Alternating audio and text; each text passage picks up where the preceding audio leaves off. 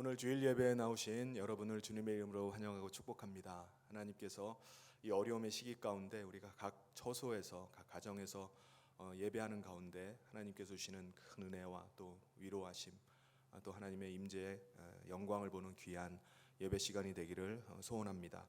이 시간 다 같이 묵도하심으로 주일 예배를 하나님께 올려드리도록 하겠습니다.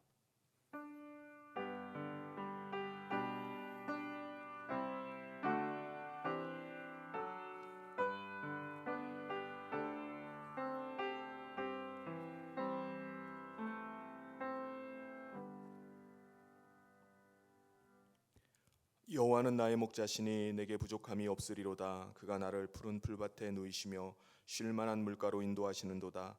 내 영혼을 소생시키시고 자기 이름을 위하여 의의 길로 인도하시는도다. 내가 사망의 음침한 골짜기로 다닐지라도 해를 두려워하지 않을 것은 주께서 나와 함께 하심이라. 주의 지팡이와 막대기가 나를 안위하시나이다. 아멘. 하나님 아버지, 코로나19의 계속되는 그 확산 가운데 우리가 각 가정에서 영상으로 함께 예배하게 되었습니다. 예배하는 이 한 시간 지치고 상한 심령들을 붙잡아 주시고 목소리 높여 주님을 찬송하고 온 마음 다해 하나님을 예배할 때 하나님의 긍휼하심과 은혜와 평강을 경험하는 이 시간 되게 하여 주시옵소서. 이 시간 우리 자신의 죄악됨을 회개하며 하나님 앞에 더 정결케 되는 은혜가 있기를 간절히 소원합니다. 그래서 하나님의 뜻 가운데 코로나19가 완전히 떠나가는 역사가 있게 하여 주시옵소서. 이 시간 죄와 허물 뿌는 우리가 예수 그리스도의 보혈을 의지하며 하나님 앞에 나아갑니다. 그리스도의 보혈로 덮어주시고 정결케 하여 주시옵소서. 하나님의 임재 가운데 드리는 이 예배를 하나님 기뻐받아 주시옵소서. 이 예배를 통해서 믿음 가운데 더 견고하게 세워지고 하나님의 기쁘심이 되는 이 시간 되기를 간절히 소원하며 예수님 이름으로 기도하옵나이다. 아멘. 이 시간 찬송 20장 같이 부르도록 하겠습니다.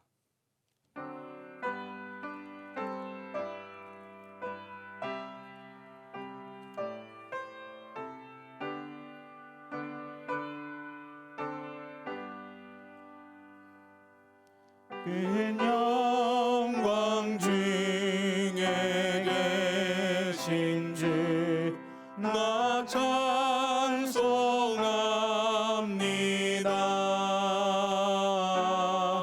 영원히 계신 주 이름 나 찬송합니다. 한없이 크신 능력을 나 찬송합니다.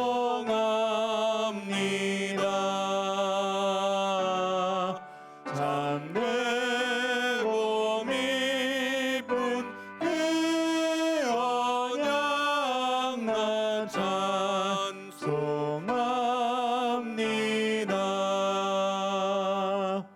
온 천지 창조하시던 그 말씀이 있어 영원히 변치 않는 줄 나 믿사옵니다.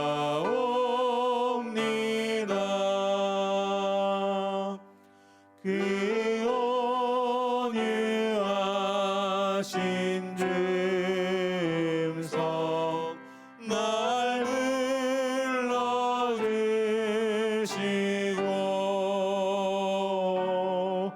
그 품에 품어 주시니 나 찬송합니다.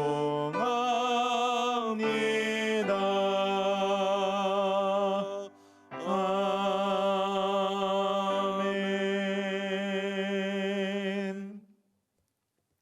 이 시간에는 우리 성시교도 가도록 하겠습니다. 교동문 12번 우리 시편 19편을 같이 낭독하도록 하겠습니다. 하늘이 하나님의 영광을 선포하고 궁창이 그의 손으로 하신 일을 나타내는도다. 날은 날에게 말하고 밤은 밤에게 지식을 전하니 언어도 없고 말씀도 없으며 들리는 소리도 없으나 그의 소리가 온 땅에 통하고 그의 말씀이 세상 끝까지 이르도다. 여호와의 율법은 완전하여 영혼을 소성시키며 여호와의 증거는 확실하여 우둔한 자를 지혜롭게 하며 여호와의 교훈은 정직하여 마음을 기쁘게 하고 여호와의 계명은 순결하여 눈을 밝게 하시도다. 여호와를 경외하는 도는 정결하여 영원까지 이르고 여호와의 법도 진실하여 다 의로우니 다 같이요. 금 곧 많은 순금보다 더 사모할 것이며 꿀과 송이꿀보다 더 달도다. 아멘. 사도신경으로 우리의 신앙을 하나님 앞에 고백하도록 하겠습니다.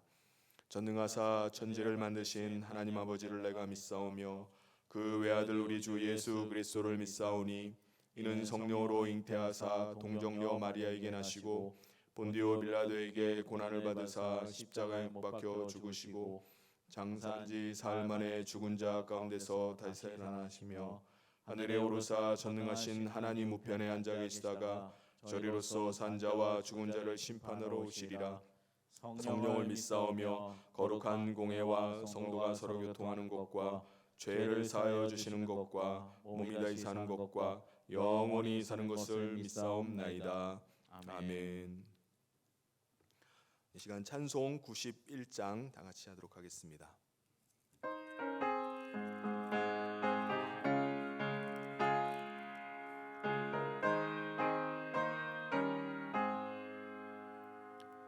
슬픈 마음 있는 사람 예수 이름 믿으면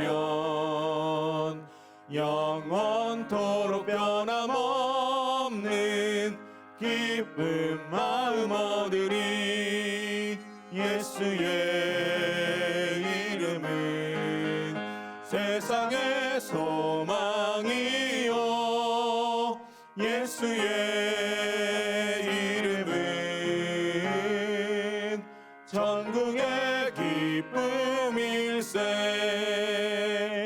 거룩하신 주의 이름 너의 방패 삼으라. 환난 시험 당할 때에 주께 기도드려라. 예수의 이름은 세상의 소망이요 예수의 이름은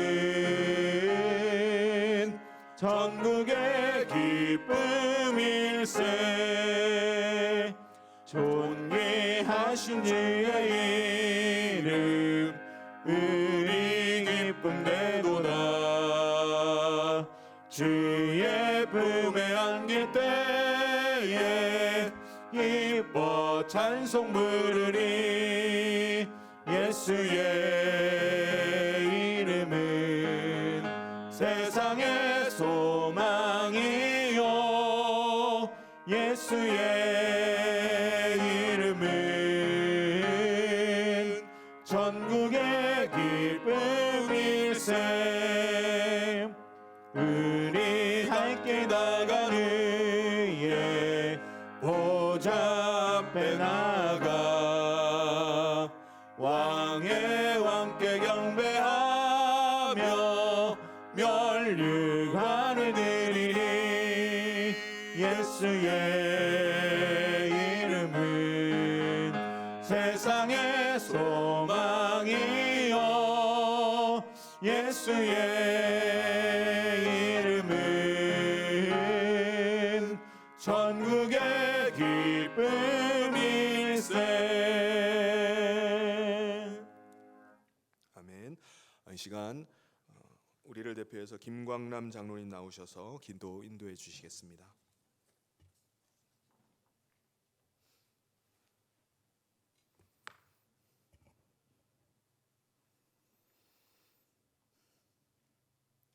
인간의 생사 화복을 주관하시는 하나님 아버지, 오늘도 비록 저희들 다 함께 모여 예배드리는 못하고 각자의 처소에서 가족들과 함께 온라인 예배로 하나님을 찬양하며 예배드리오니 하나님 기뻐 받아주시고 참여하는 모든 가정들 위해 축복하여 주시옵소서. 하나님 아버지, 지금 온 세상이 코로나19 바이러스로 인해 전례 겪어보지 못한 두려움과 큰 어려움에 처해 있습니다. 우리나라는 물론 지구촌 모든 사람들을 주님 불쌍히 여겨주시고 자비를 베풀어 주시옵소서. 계속되는 바이러스의 확산을 막아주시고 신속한 치료와 백신 개발이 하루속히 이루어지기를 간절히 기도합니다. 또한 두려움에 빠져있는 저희들의 마음에 하나님만이 주실 수 있는 위로와 평안을 주시옵소서. 특별히 확진 판결을 받고 치료 중에 있는 사람들 하루속히 회복되게 하여 주시고 이 전염병의 확산을 막기 위해 밤낮으로 애쓰고 있는 방역진과 의료진과 돕는 손길들 위로하시고 건강 지켜 주시옵소서. 또한 그동안 침체된 경기 가운데 이번 전염병까지 겹쳐서 자영업자를 비롯한 사회에 취약한 계층들이 경제적으로 큰 어려움을 겪고 있습니다. 주님, 우리 교회에도 이와 같은 어려움에 처해 있는 성도님들 있는 줄 아오니 우리 모두가 이 어려운 때를 잘 이겨낼 수 있도록 힘을 주시고 간절히 기도할 때 회복의 길도 열어 주시옵소서. 하나님, 또한 이번 코로나19 사태를 통해서 인간들이 얼마나 연약하고 악한지를 깨닫고 겸허한 마음으로 회개하며 하나님께로 돌아오는 기회로 삼아 주시옵소서. 자비로우신 하나님 아버지, 저희들 지금 부활주일을 앞두고 사순절 기간을 보내고 있는데 저희들 어쩔 수 없이 흩어져 있지만 이 기간 동안 우리 죄를 사하기 위해 돌아가신 예수님의 십자가와 부활을 생각하며 기도하는 가운데에 주님과의 기쁜 교제가 있는 기간이 되게 하여 주시옵소서. 지금 여러 가지로 힘든 가운데 있는 저희들 주님의 십자가 보혈의 능력에 의지하여 이 어려운 환경과 상황들을 잘 뛰어넘게 하여 주시옵소서. 하나님, 담임 목사님을 위해 기도합니다. 백성님 담임 목사님 능력의 팔로 붙들어 주시고 영육간에 강건케 하여 주시옵소서. 힘들고 어려운 이 시기에 기도하시며 붙잡고 나아가는 교회 여러 가지 계획들이 지혜로우심 가운데 다 이루게 하여 주시옵소서. 주님, 이 시간 저희들 이곳 하나님의 성전에 함께 모이지 못하고 가정에서 예배드리지만 우리 성도님들 위해 성령의 기름 부어주셔서 종종과 동일한 은혜로 채워줄 줄 믿으며 우리 성도님들 다 같이 모여 함께 예배하며 교제할 수 있는 날이 속히 오기를 간절히 기도합니다. 이제 목사님 말씀 전하실 때에 성령 충만케 하셔서 말씀이 선포될 때 하늘의 권세와 능력으로 더하여 주시고 그 말씀이 우리 삶 가운데 능력으로 나타나게 하여 주시옵소서. 오늘도 주님의 은혜를 삼하는 모든 성도님들에게 하나님께서 주신 크신 사랑과 은혜 주실 줄 믿으며 우리를 구원하신 예수님 이름으로 기도합니다.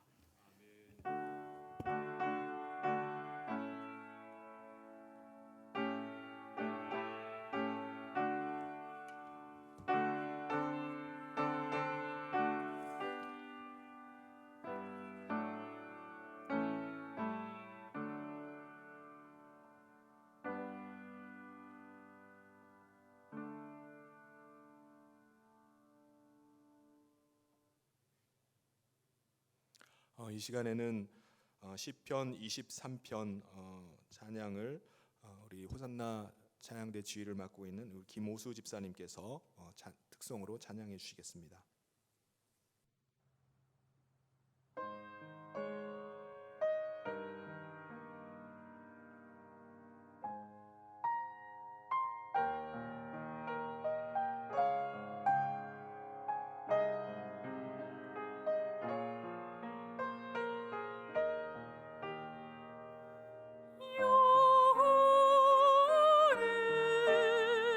나의 목자시리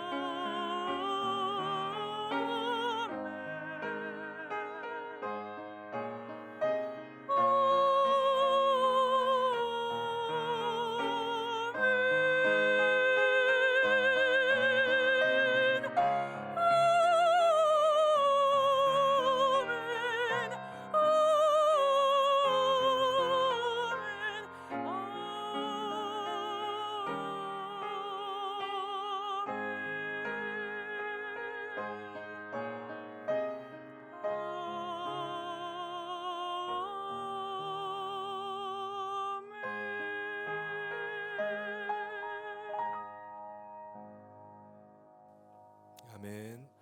우리 하나님께 영광의 박수 같이 올리도록 하겠습니다. 우리 시편 23편의 고백이 다윗의 고백만이 아니라 저와 여러분의 고백되기를 소원합니다. 우리 이 시간에 주신 말씀 함께 보도록 하겠습니다. 열왕기상 19장 9절부터 12절까지 말씀입니다.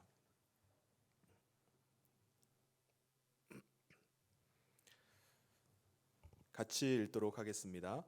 엘리야가 그곳 굴에 들어가 거기서 머물더니 여호와의 말씀이 그에게 임하여 이르시되 엘리야야 내가 어찌하여 여기 있느냐. 그가 대답하되 내가 만군의 하나님 여호와께 열심히 유별하오니 이는 이스라엘 자손이 주의 언약을 버리고 주의 제단을 헐며 칼로 주의 선지자들을 죽였음이 오며 오직 나만 남았거늘 그들이 내 생명을 찾아 빼앗으려 하나이다. 여호와께서 이르시되 너는 나가서 여호와 앞에서 산에 서라 하시더니 여호와께서 지나가시는데 여호와 앞에 크고 강한 바람이 산을 가르고 바위를 부수나 바람 가운데 여호와께서 계시지 아니하며 바람 후에 지진이 있으나 지진 가운데에도 여호와께서 계시지 아니하며 또 지진 후에 불이 있으나 불 가운데에도 여호와께서 계시지 아니하더니 불 후에 세미한 소리가 있는지라. 아멘. 저와 여러분이 영상으로 이렇게 만난 지가 벌써 한 달째가 됩니다. 그동안 상황이 좀 나아지는 듯 하면은 또 집단 감염자들이 계속 쏟아져 나와서 우리가 모이질 못하고 있습니다. 근 한 달 동안 우리들 주변의 상황들을 보면은 많이 변한 것을 볼 수가 있습니다. 사람들로 북적이던 거리, 식당, 극장 등은 한산해지고 또 아이들이 뛰어놀아야 될 학교는 아이들이 없어서 썰렁하기만 합니다. 많은 사람들이 집 밖으로 나오질 않고 집 안에 콕 박혀서 방콕하면서 지내고 있습니다. 여러분은 지금 어떻게 지내고 계십니까? 집에만 있으니까 아이들은 아이들대로 또 엄마들은 엄마들대로 스트레스를 받습니다. 직장인은 직장인대로 또 자영업 하시는 분들은 자영업 하시는 분들대로 또 젊은이는 젊은이대로 노인들은 또 노인들대로 고민거리가 생깁니다. 세워놓았던 여러 가지 계획들이 모두 다 물거품으로 사라져 버리기도 하고 또 기약 없이 연기를 하기도 합니다. 앞으로 우리는 어떻게 될 것인가? 우리나라는 앞으로 어떻게 될 것인가? 이 지구촌은 어떻게 될 것인가? 코로나19는 우리 인간이 어떤 존재인지를 여실히 드러내주는 것 같습니다. 우리 인간이 대단한 것 같지만 우리가 얼마나 무기력한 존재인지, 무능한 존재인지를 다시 한번 깊이 깨닫게 만듭니다. 내가 이 정도 재산, 이 정도 자산이 있으면 괜찮겠지 생각했는데 그것이 아무 의미가 없게 되어버립니다. 내가 그거 가지고 쓰려고 해도 쓸 수가 없게 돼버린 거예요. 이 정도 건강이면 내가 괜찮겠지, 나는 건강에 자신 있다고 생각했는데 집 밖으로 한 발자국도 못 나갑니다. 우리가 하나님 앞에서 얼마나 교만하고 우리가 하나님 앞에서 얼마나 거드름을 피워왔는지를 우리가 아주 깊이 깨닫게 되는 시간입니다. 그런데 우리가 이것을 인정하고 받아들이면 그것이 은혜가 되고 우리에게 축복이 되지만, 그렇지 못하면은 우리 가운데 우울함과 또 공황장애를 겪게 되고 무기력감에 빠져드는 것을 보게 됩니다. 성경에도요, 어려운 시대를 지나면서 어려운 시대 속에서 극심한 우울증과 공황장애를 겪은 사람을 우리가 보게 됩니다. 그 사람은 바로 오늘 우리가 말씀에서 읽은 그 엘리야 선지자입니다. 엘리야는 열왕기상 17장 1절에 디셉 사람 엘리야라고 소개하면서 갑자기 등장을 해요. 이 엘리야는요, 뭐 다른 문벌이나 또 가문 이런 소개가 없이 갑자기 등장을 합니다. 엘리야의 오직 유일한 관심은 뭐냐? 무너진 여호와의 제단을 다시 수축하는 거였어요. 엘리야 선지자는요, 당시에 우상 숭배가 극에 달하고 죄악이 아주 관영한 가운데 그 시대에 무너진 제단을 다시 수축하는 일에 쓰임 받았던 선지자였습니다. 당시 엘리야 선지자가 얼마나 영성이 대단했는지 혼자서 바알과 아세라를 섬기는 850명의 거짓 선지자들과 맞서 맞짱을 떴던 사람입니다. 열왕기상 18장 38절에 보면은 엘리야가 홀로 기도하는 가운데 하늘에서 불이 내려왔어요. 그리고 하늘 문이 열리면서 3년 6개월 만에 비가 쏟아진 적도 있습니다. 그러니까 그렇게 승승장구하던 엘리야가 이제 오늘 읽었던 19장으로 넘어가면서 갑자기 반전이 일어나요. 커다란 반전이 생깁니다. 아합 왕의 아내였던 이세벨 여왕이 엘리야를 죽여버리겠다라고 협박을 하니까는 엘리야가 어떻게 하죠? 갑자기 우울증에 빠져버립니다. 그래서 내가 차라리 죽는 게 낫겠다라고 하면서 로뎀나무 밑으로 숨어서 죽으려고 했어요. 그런데 그때 하나님께서 하나님의 천사를 보내시죠. 그리고 숯불에 구운 떡과 물 한 병을 주시면서 일어나 먹으라고 합니다. 그거를 받아 먹은 엘리야는요, 다시 힘을 내서 40일 주야를 걸어서 미디안 광야에 있는 호렙산으로 들어가게 됩니다. 그런데 호렙산에 한 동굴이 있었는데 그 동굴 안에 들어간 엘리야는요, 들어가더니 나오질 않는 거예요. 또 다시 우울증이 온 것입니다. 여러분, 사람이 우울증이 오면요, 방에 콕 처박혀 가지고 방콕하듯이 엘리야는요, 사람이 무서운 거예요. 보복이 두려운 겁니다. 그래서 그 동굴 안에 처박혀 가지고 꼼짝을 하지 않고 나오질 않는 거예요. 그때 하나님께서 말씀하십니다. 엘리야야, 내가 왜 여기 있느냐라고 물으셨습니다. 그때 엘리야 선지자가 하나님께 대답을 하는데, 그가 대답한 그 이야기 속에 전형적인 우울증 증세를 우리가 찾아볼 수가 있습니다. 어떻게 그가 대답하죠? 10절 말씀에 이렇게 말합니다. 우리 같이 한번 읽어보겠습니다. 시작. 그가 대답하되 내가 만군의 하나님 여호와께 열심히 유별하오니 이는 이스라엘 자손이 주의 언약을 버리고 주의 제단을 헐며 칼로 주의 선지자들을 죽였음이 오며 오직 나만 남았거늘 그들이 내 생명을 찾아 빼앗으려 하나이다. 아멘. 첫 번째, 그는 하나님을 만군의 여호와 하나님, 만군의 하나님 여호와라고 고백을 합니다. 하나님은 만군의 하나님, 위대하시고 전능하신 대단한 하나님입니다.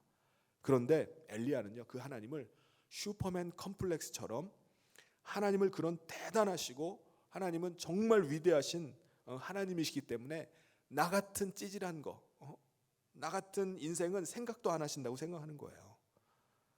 지금 내가 처한 상황은 하나님은, 그 위대하신 하나님은 나의 상황을 상관도 하지 않으신다고 생각한 겁니다. 여러분, 우리가 신앙생활을 삐끗 잘못하면은 우리도 하나님을 오해하면서 신앙생활할 수도 있습니다. 장님 코끼리 다리 만지듯이 내가 경험한 것만 가지고, 내가 만난 하나님만을 가지고 그 하나님을 판단하는 거예요. 다윗에게 하나님은요, 자신의 생활 속에서 만나주시는 하나님이었습니다. 내가 들판에 있는 양들의 목자가 되듯이 하나님은 나의 목자가 되어주셔서 막대기와 지팡이로 나를 푸른 초장과 쉴만한 물가로 인도해 가시는 분이라고 그는 믿었습니다. 그런데 엘리야 선지자는 어떻게 하나님을 믿었죠? 하나님은 전능하신 하나님, 만군의 여호와 하나님, 위대하신 하나님, 이상적인 하나님으로만 하나님으로 믿었지만은 그 자신의 삶 속에서는 경험할 수 없는 하나님이었습니다. 거룩하신 하나님, 전능하신 하나님, 위대하신 하나님이 어떻게 내 삶의 세세한 것까지 어떻게 아시겠어? 상관하지도 않으실 거야. 그러니까는 이 엘리야는요, 우울증이 찾아오고 공황장애가 시작되는 것입니다. 두 번째, 그는 열심히 유별난 사람이었습니다. 열심히 특심한 사람이었어요. 노력하고 애쓰고 지내까지 다 짜내서 무너진 여호와의 제단을 수축하기 위해서 애를 쓰는데 한계점이 오는 겁니다. 내 마음대로 되진 않는 거예요. 그러니까는 번아웃, 완전히 탈진이 돼가지고 나가 떨어져 버리는 것입니다. 내가 더 이상은 못하겠다. 이제는 뭐 때려 죽여도 못하겠다.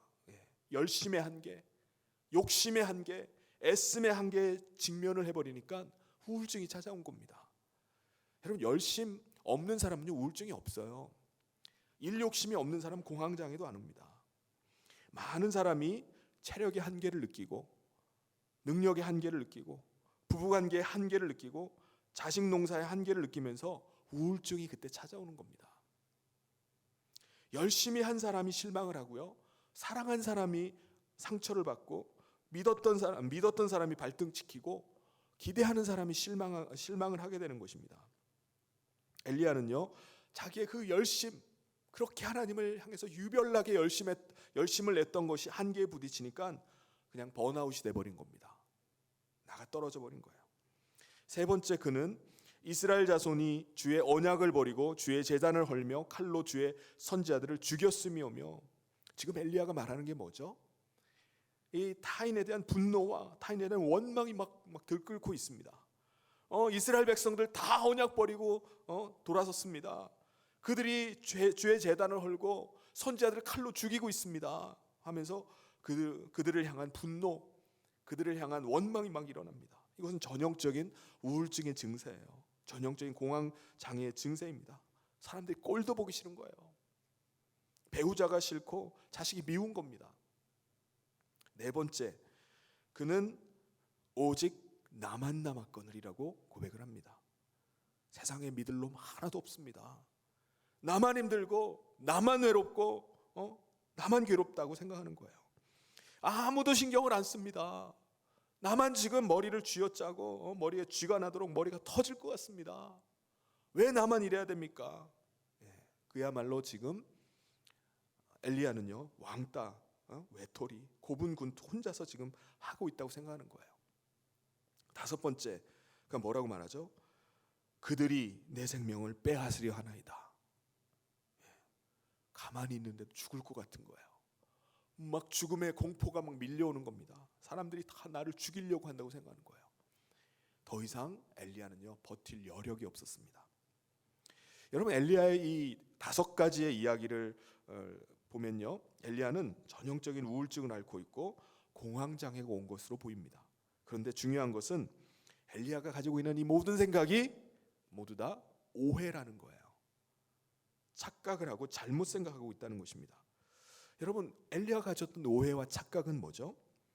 하나님은 디테일한 데는, 사소한 데는 전혀 관심이 없다라고 생각하는 거예요. 하나님은 그런데 나 같은 찌질한 인생에게는 하나님이 신경 쓸 여력도 없다고 생각하는 겁니다. 그런데 하나님은 어떤 하나님이시죠?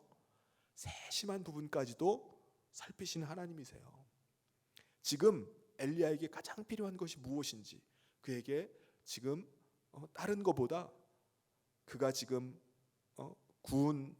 숯에 구운 떡과 물 한 병을 마시면 그가 완전히 회복되는 것을 아셨어요. 다른 것이 필요가 없었습니다. 기력이 먹고 나니까 회복이 되는 거예요. 하나님은 어떤 하나님이시죠? 세심한 부분까지도 그 필요를 아신 하나님이세요. 그리고 다정다감하게 세미한 음성으로 다가오시는 그 하나님이십니다. 그리고 엘리야는요, 자기는 열심히 유별나다, 열심히 특별하다고 특심하다고 하는데 여러분 그게 맞나요? 우리의 열심만으로 되는 것은 아닙니다. 몸으로 때운다고 우리가 버틴다고 되는 것은 결코 아닙니다. 왜냐하면 우리의 열심은요 언젠가는 한계에 부딪힐 수 있기 때문에 그렇습니다. 열심으로 버티는 것은 어느 정도는 버틸 수 있습니다. 욕심만 가지고 있으면요 결국은 한계에 부딪히게 돼 있습니다. 그런데 세상 사람들은 자기 열심에 한계에 부딪히면 어떻게 됩니까? 우울증이 찾아와요. 공황장애가 오지만은 우리 믿음의 사람들은 그때가 찬스입니다. 그때가 찬스예요. 위기가 기회가 되는 것입니다. 사람을 기대하고 있던 마음 이것이 다 무너지고요. 사람을 믿고 사람을 기대하려고 하던 마음들 이런 것들이 다 실망으로 변할 때 사람을 기대하는 마음을 접게 되는 겁니다. 사람을 의지하는 마음 포기하고 그때 우리가 더 주님을 의지하는 겁니다. 오히려 놓쳤던 기도의 줄을 다시 붙잡게 되는 계기가 되는 겁니다. 그래서 우리 믿는 자에게는 그러한 위기가 바로 기회가 되는 겁니다. 또 엘리야는요 이스라엘 자손이 주의 언약을 버렸다라고 사람들을 원망하고 분노를 막 쏟아냅니다. 이제 나밖에 안 남았습니다. 나도 이제 죽게 생겼습니다 라고 말합니다. 그런데 하나님은 19장 18절에서 뭐라고 말씀하시죠? 엘리야야 착각하지 말아라. 나는 내가 그렇게 찌질할 때에도 내가 그렇게 비실비실거려도 내 옆에 있었어. 엘리야야 너만 남았다고 착각하지 말아라. 너보다 더 힘들고 너보다 더 고독한 가운데 최악의 상황 가운데 있음에도 불구하고 끄떡없이 버티고 있는 7천 명의 사람이 아직 남아있어. 착각하지 말아라. 하나님께서는 그런 엘리야를요 폐기 처분하지 않으십니다. 그런 엘리야를 선수 교체하지 않으세요. 그리고 내가 너의 마음 다 안다. 힘들지? 하나님께서는 이 엘리야를 보듬으시고 엘리야를 회복시키셔서 구약의 대표적인 선지자, 국대 선지자로 컴백을 시키십니다. 그리고 엘리야가 자기 자신의 그런 아픈 상처가 있었기 때문에 이제는 그 마음 가지고 상처 입은 치유자가 돼서 백성들을 다독이고 연약한 사람, 상처 입은 사람들을 동명상련, 이신전신의 마음을 가지고 돌볼 수 있었던 것입니다. 모세의 경우도 마찬가지입니다. 하나님께서는 모세가 애굽 궁궐에서 바로 왕의 그 공주의 아들로 자라나가고 애굽의 로열 코스의 그 교육을 다 받고 난 뒤에도 그를 쓰시지 않으셨어요. 하나님께서 언제 모세를 부르십니까? 모세의 혈기가 다 빠졌을 때예요. 모세 안에 있는 도끼가 빠지고 더 이상 인간적인 자랑할 거리가 하나도 없는 80의 영감님이 되었을 때 하나님께서는 그를 부르시고 이스라엘 민족의 지도자로 삼으신 것입니다. 모세가 자기의 야망, 욕심, 마음의 자랑거리 다 내려놓는데 80년이 걸린 거예요. 여러분 한계의 상황이 바로 은혜인 줄 믿습니다. 한계가 바로 축복인 줄 믿습니다. 여러분 우리가 우리 자신의 한계에 빨리 직면해야 됩니다. 한계를 못 느끼고 내 힘으로 내 돈 가지고 내 열심으로 살아가고 살 수 있다고 생각하는 것은 그것은 착각입니다. 그것은 메뚜기 한철이에요. 잠시 잠깐 허장성세는 누릴 수 있을지 모르지만 그건 빛 좋은 개살구입니다. 하나님을 속일 수가 없어요. 자기 자신을 속일 수가 없습니다. 우리는 나는 더 이상 못하겠다. 내가 더 이상 할 수 있는 게 아무것도 없다라고 하는 그 어떤 한계의 순간에 다다를 때가 있습니다. 더 이상 부부 생활을 유지하기가 힘들고 더 이상 사업을 버텨내기가 힘든 때가 있어요. 그런데 그 한계가 위기이고 고통이지만 우리 믿는 자에게는 은혜와 축복이 되는 줄 믿습니다. 왜냐하면 우리가 한계를 느낄 때 우리는 엎드리면 되기 때문에 그래요. 항복하면 되기 때문에 그렇습니다. 이것이 바로 내려놓음의 자유입니다. 포기의 축복이에요. 지는 것의 이김이고요. 자빠진 김에 쉬어가는 것입니다. 이것이 우리에게 주신 하나님의 놀라운 은혜입니다. 우리가 주님 앞에 나갈 때는 내 모습 이대로 나가면 돼요. 지금 현재의 모습으로 나가면 됩니다. 여러분, 하나님께서 내가 뭐 잘났기 때문에, 뭐 똑똑하기 때문에 주님이 쓰십니까? 아니에요. 결코 그렇지 않습니다. 내가 뭐 잘난 게 있기 때문에 하나님이 나를 맞아주시는 것이 결코 아닙니다. 착각하지 마십시오.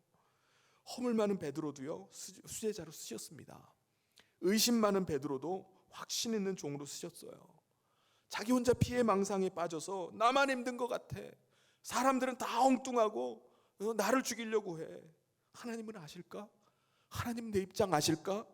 이런 극심한 영적인 침체에 빠져 있었던 엘리야도요, 하나님께서 그의 눈을 번쩍 뜨이게 하시고 착각에서 빠져나오게 하셨습니다.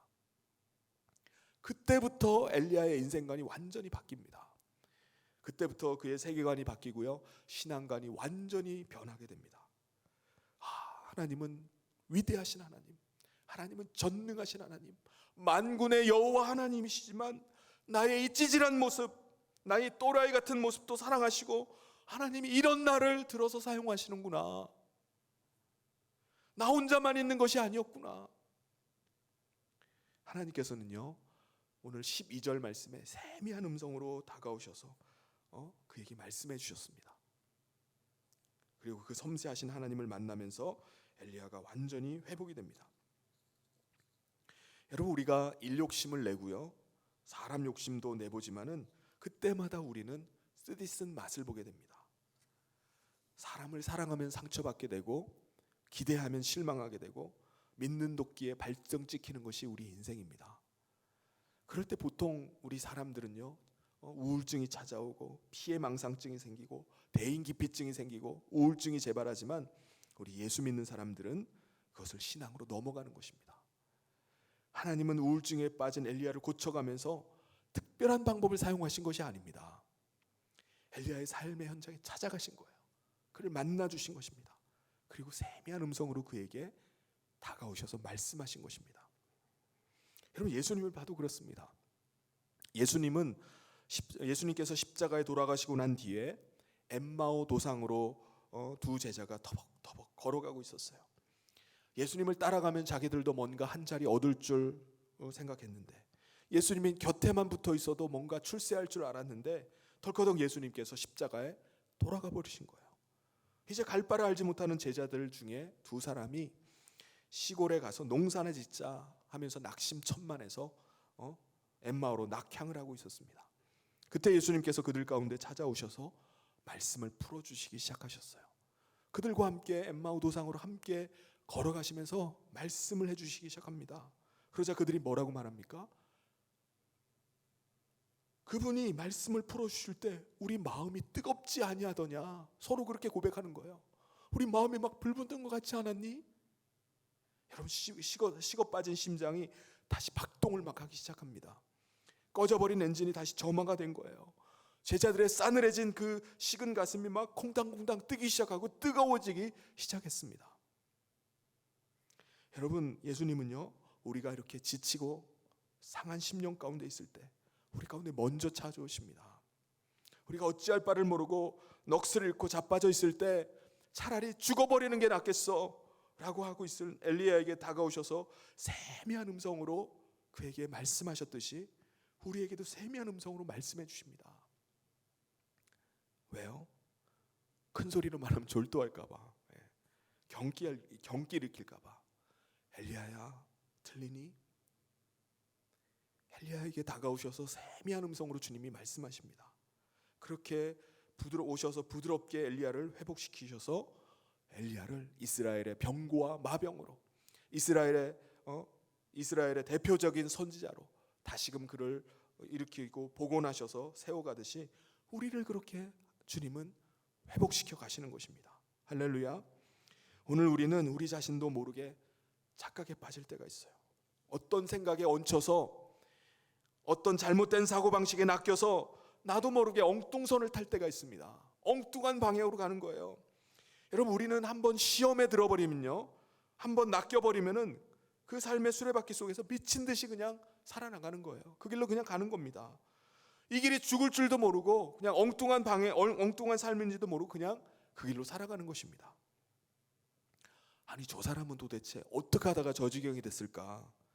어떻게 하다 저렇게 낚여가지고 인생이 저렇게 흘러갈까? 어떻게 저렇게 오해와 편견 속에서 살아가지? 어떻게 저렇게 망할 길을 가고 있을까? 죽으려고 스텝을 밟고 있나? 옆에 보는 사람들은 다 알아요.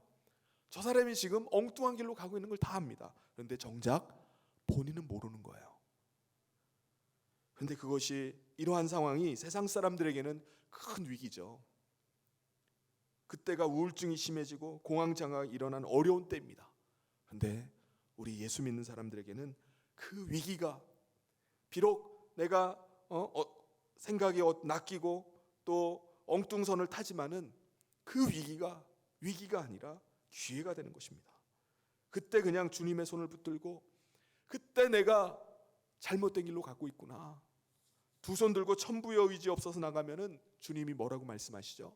너 왜 이제 왔느냐? 주님은 그대로 나를 맞아주시는 것입니다. 너가 너무나 고생이 많았구나. 주님은 그대로 우리를 받아주십니다. 주님은 두 손 들고 나오는 우리를 한 번도 내치지 않으십니다. 닥달해서 교육을 시키시고 우리를 맞아주시는 것이 아닙니다. 너 좀 정신 좀 더 차리고 와야 되겠다. 응? 너 술 담배 좀 끊고 와야 되겠다. 너 담배 가치수 좀 줄이고 와야 되겠다. 하나님은 그렇게 하지 않으십니다. 그냥 중독이 되면 중독이 된 상태로, 엉망진창이 되면은 진창이 된 상태로 하나님의 보좌 앞에 나가면은 그냥 덜렁 안아주시고 그냥 맞아주시는 겁니다.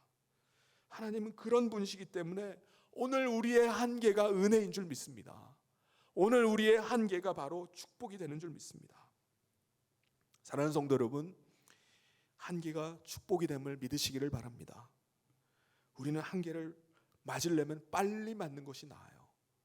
한계도 모르고 내 열심, 내 돈, 내 깡, 내 스타일로 내 인생이 유지된다고 믿으면서 나가는 건, 그건 더 큰 화를 초래하는 겁니다. 망하는 길로 가는 거예요. 그래서 차라리 한계가 빨리 와야 돼요. 내 한계를 빨리 깨닫는 게, 한계를 깨닫는 게 늦을수록 골치 아파지는 거예요. 여러분, 그 골프나 테니스를 전문적으로 치시는 분들, 이렇게 잘 치시는 분들 보면은 이렇게 얘기를 합니다. 골프나 뭐 테니스나 이런 거를 레슨도 한 번도 안 받고 그냥 힘으로 갈기기만 하면은, 갈기면서 치는 사람, 골프를 무슨 옛날에 자치기 하듯이 그냥 막 그렇게 치는 사람, 이런 사람은요, 그냥 많이 하면 할수록 더 골치 아파진다고 합니다. 왜 그렇죠? 왜냐하면 잘못된 자세가 고착이 되기 때문에, 그것을 그냥 배워나가면은 쉽게 되는데 그 고착된 것을 고치는데 더 많은 시간과 노력이 들어가기 때문이라는 거예요. 여러분, 오늘 우리가 한계를 빨리 깨닫는 것이 우리에게 은혜입니다. 모세가 나는 할 수 없습니다, 나는 아무것도 아닙니다라고 깨닫는데 얼마나 많은 세월이 흘렀습니까? 80 나이가 되어서 그때 깨달은 거예요. 그 하나님 앞에서 첫 마디가 뭡니까? 하나님, 제가 누구간데 저는 아무것도 아닙니다. 저는 할 수 없습니다. 저는 아무것도 아닙니다. 사도 바울은 어떻습니까? 나는 죄인 중에 괴수입니다. 나는 회방자요 핍박자입니다. 그럴 때 바로 사울이 바울 되는 것입니다. 베드로는 나는 죄인입니다, 주님 나하고 다녀봤자 덕볼 게 없어요, 나를 좀 떠나세요. 자신이 백해무익한 존재라고 고백하는 베드로를 주님은 유익한 사도로, 수제자로 발탁해 주셨습니다. 깨닫는 것이 너무나 중요해요. 한계 속에서 내 자신이 누구인지를 발견하는 것이 중요합니다. 사랑하는 성도 여러분, 주님 앞에서 버티지 마시길 바랍니다. 주님 앞에서 아직도 내가 제법 괜찮은 듯이 자기 자신을 속이고 하나님을 속이지 마시기 바랍니다. 저와 여러분 약한 존재입니다. 매일 한계선상에서 부딪혀서 허덕이는 존재일 뿐입니다. 그럴 때 주님, 제가 힘듭니다, 제가 너무 힘들어요. 그러면 하나님께서는 너 왔니? 진작에 오지. 그러시면서 우리를 맞아주시는 겁니다. 그것이 바로 우리에게 축복입니다. 주님 손을 붙잡고 그때 일어나는 거예요. 그때 바로 우리의 삶이, 제2의 인생이 시작되는 것입니다. 사랑하는 성도 여러분, 오늘 우리가 지금 그 언에 또 되고 경험하지 못했던 정말 고난의 시기를 지나가고 있습니다. 이 시기 동안에 우리 인생의 한계, 우리 개인의 한계를 느끼면서 이 한계를 통해서 우리 자신의 모습을 볼 수 있기를 바랍니다. 지금까지 내가 잘난 줄 알고 살았고, 내가 그렇게 잘난 줄 알고 살았던 그 착각에서 벗어나는 은혜가 임하기를 바랍니다. 우리 믿음의 수준이 바닥을 완전히 다 드러내는 것, 그것이 바로 은혜입니다. 이 사실을 깨달았다면 이제 사람 의지하지 않고, 사람 자랑하지 않고, 힘 자랑하지 않고, 깡으로 돈으로 밀어붙였던 그 과거의 세월들을 다 포기하고 이제는 주님 손을 붙잡을 수 있길 바랍니다. 그래서 주님 손 의지하고 주님과의 아름다운 동행을 하는 결단을 하실 수 있기를 바랍니다.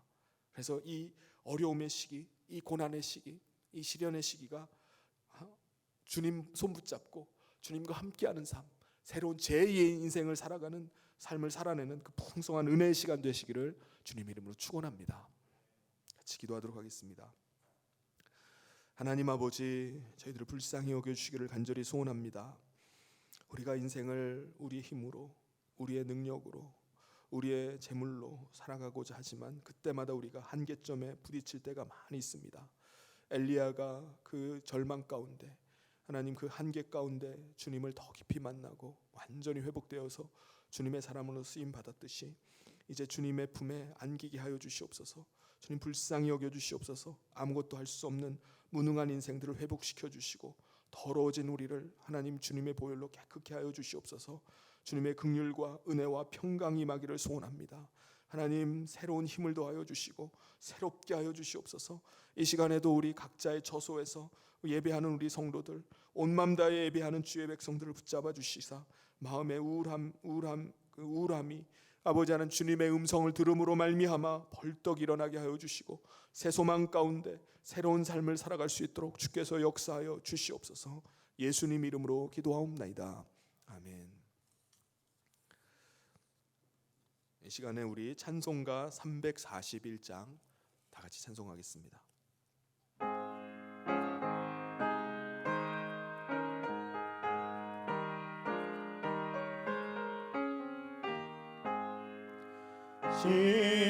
십자가를 내가 지고 주를 따라갑니다. 이제부터 예수로만 나의 몸에 삼겠네. 세상에서 부귀 영화 모두 잃어버려도 주의 평안 내가 받고 영생 복을 받겠네. 주로 곤욕 당했으니 나도 곤욕 당하리.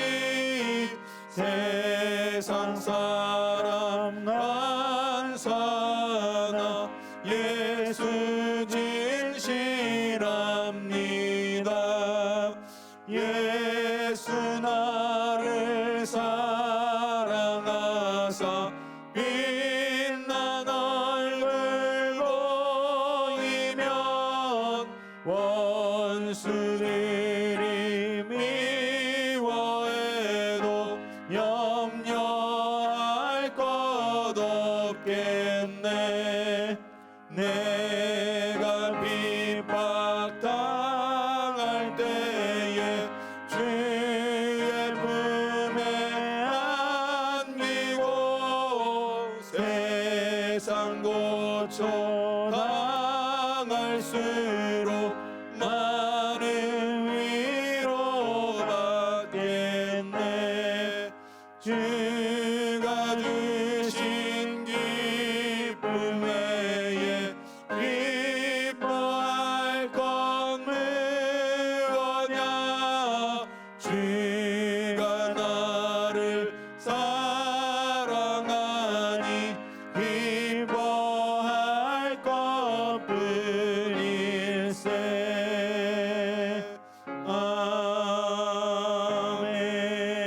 아멘. 교회 소식 전해드리겠습니다. 온라인으로 우리 가정 예배를 드리고 있는데 우리 주일뿐만 아니라 수요일과 또 금요일도 우리 홈페이지에 있는 영상을 통해서 또 가정 예배 순서지를 통해서 활용해서 가정 예배를 드려주시기를 바랍니다. 그리고 주일 헌금은 온라인 헌금으로 해주시기를 바랍니다. 지금 우리가 코로나 바이러스로 인해서 지금 모이지를 못하고 있는데 우리 각 목장에서는 우리 목자님들과 또 우리 모든 목원들이 함께 서로 더 전화로라도 교제하고 또 안부를 묻고 서로 기도해주는 귀한 시간 되길 바랍니다. 그래서 이 시간을 통해서 하나님께서 우리가 흔들리는 것이 아니라 더 믿음 가운데 견고하게 세워지고 우리가 더 주님 손 붙잡고 믿음으로 나가는 복된 시간 되기를 바랍니다.